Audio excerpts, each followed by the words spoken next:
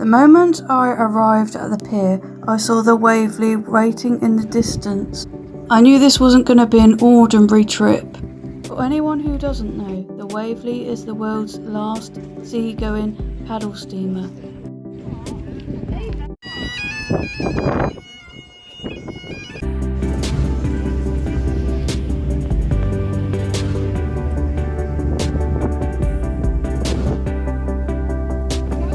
Built in 1946, she still sails around the UK today, carrying thousands of passengers every year on the cruise across some of Britain's most beautiful coastlines.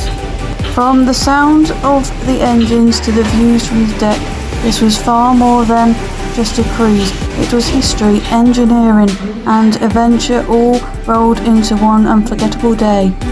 And today I'm taking you along for my full experience on board this legendary ship. Here you can see the old dining saloons and the vintage seating areas or the open promenade decks. There's always something interesting to look at. I tried some fish and chips on board the Waverley. The scenery throughout the trip was absolutely stunning. Rolling coastline, historic harbours, distant hills, small seaside towns, every direction offered another postcard-worthy view. At times it honestly felt cinematic. The sound of the paddles hitting the water became almost incredible. You could spend simply hours standing on deck watching the sea pass by. One thing I really appreciated was how social the atmosphere felt. People were chatting, sharing stories, pointing out landmarks and enjoying the experience together. It felt much more personal than modern travel. You're not just getting from one place to another, you're sharing an experience. Originally, the Waverley operated on routes around Scotland and became an iconic part of coastal travel for generations. But by the 1970s, paddle steamers were disappearing. Modern vessels were faster, cheaper to operate and more practical. The Waverley was nearly lost forever. As the Waverley continued its journey along the coastlines, one of the most beautiful moments came as we cruised around the Holm Islands. The scenery here feels untouched and peaceful.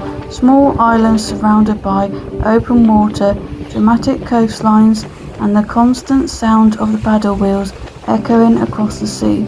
From the deck you can see scattered islands home perched near the shoreline, some hidden along the greenery and some standing proudly against the rugged coastal landscape.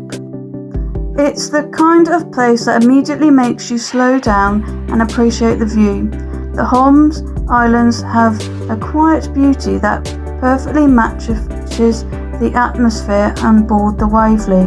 With the steady rhythm of the steam engines below and seabirds circling overhead, the entire experience feels timeless. As we pass the islands, distant church steeples and historic coastal buildings appeared along the horizon, adding even more character to the journey. Every direction offered another incredible view. One of the things I love most about travelling on the Waverley is that you're not rushing from destination to destination. Instead, you get the chance to truly experience the coastline, the hidden coves, island communities, rocky shorelines and peaceful waters that many people never get to see. Cruising around the Holm Islands felt almost cinematic. The sunlight reflecting across the water, the vintage paddle steamer cutting through the sea and the quiet atmosphere all combined to create one of the most memorable parts of the trip. It's moments like this that remind you why the Waverley is so special. It isn't just a cruise, it's a journey through maritime history, coastal beauty and some of the most scenic waters in Britain. The slower speed of the Waverley makes moments like this far more enjoyable. On a modern fast ferry, many of these details would pass by unnoticed, but aboard the Waverley you have time to take everything in. You can stand at the rail, listen to the engines, feel the sea air, and simply enjoy the scenery unfolding around you. At one point, the sunlight reflected perfectly across the water, surrounding the Holms, creating this almost grass-like effect on the sea. The paddles churned steadily beside the ship, while passengers gathered along the deck, taking photographs and pointing out landmarks in the distance. It genuinely felt like stepping into another era of travel. What makes the Holms so memorable is their peacefulness. There's no rush here, no towering city skyline, just open water, island landscapes, coastal wildlife, and the timeless sound of a steam-powered paddle steamer making its way through the sea. For photographers and history lovers, this part of the cruise was incredible. Every angle feels cinematic, whether you're looking towards the islands themselves, the distant coastline, or the towering funnels of the Waverley against the sky. There's always another perfect shot waiting to be captured, and honestly, this section of the journey perfectly captures what makes the Waverley experience so unique. It's not about the destination, it's about slowing down and appreciating the journey itself.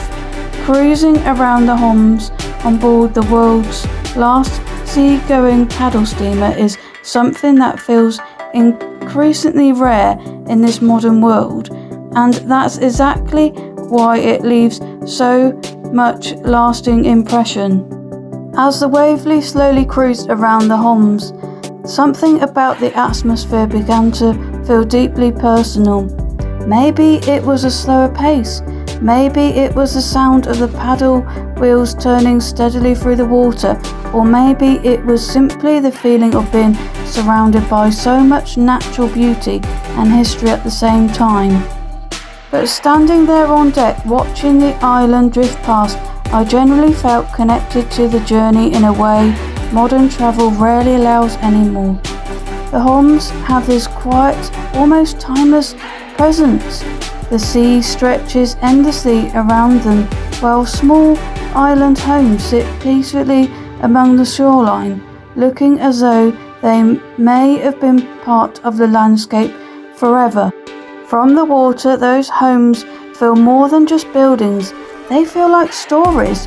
You begin to imagine the people who have lived there, the generations who have watched the ships pass by these islands for decades, maybe even centuries. Fishermen leaving before the sunrise, families gathering near the shore, children growing up surrounded by the sound of the sea. There's something emotional about seeing places like this form aboard the Waverley, because the ship itself also carries history, memories and stories from one another. And somehow, as the paddle steamer moves around the Holms, it feels like the past and the present meet out on the water. At one point, I found myself simply leaning against the rail in silence. No phone, no distractions, just the sound of the engines below, the cool sea air, and the sunlight dancing across the water.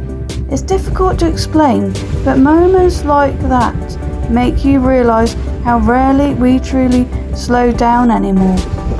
Everything today feels fast, rushed, constantly moving, but aboard the Waverley, especially around the Holms, time almost seemed to pause for a while. As distant church steeples appeared along the coastline, seabirds glided above the ship, an entire scene felt almost cinematic. Not dramatic in any loud way, but peaceful in a way that stays with you. Even looking around the deck, you could see other passengers quietly taking it all in, some smiling, some photographing the scenery, others simply standing still, lost in their own thoughts, while the paddle wheels continued their steady rhythm beside the ship. And I think that's what makes this experience so powerful. The Waverley isn't just showing you the coastline, It gives you time to feel connected to it, connected to the sea, connected to history, and connected to a slower, calmer way of travelling that many people miss, even without realising it. Cruising around the Holms became more than just another scenic part of the journey for me. It became one of those rare travel moments that feels genuine, the kind of memory that stays with you long after the trip is over. And as the Waverley continued forward through the calm water, with the island slowly fading behind us, I remember thinking how lucky we were to experience all like this. As the ship approached the pier, everyone seemed to stop what they were doing. People gathered along the railings with cameras ready, while others simply stood quietly watching her arrive. You could feel the anticipation building around you, and honestly, that first sight of the Waverley moving towards the pier is unforgettable. The closer she gets, the more details begin to appear. The towering funnels, the polished wood, the steam drifting into the sky, the massive red paddle wheels turning steadily through the water, and it doesn't feel like watching an ordinary ship arrive. It feels like watching history come back to life. Standing there on the pier, I started thinking about how many people must have experienced this exact moment over the decades. Families heading off on day trips, holiday makers beginning summer adventures, workers commuting across the water years ago when ships like these were part of everyday life.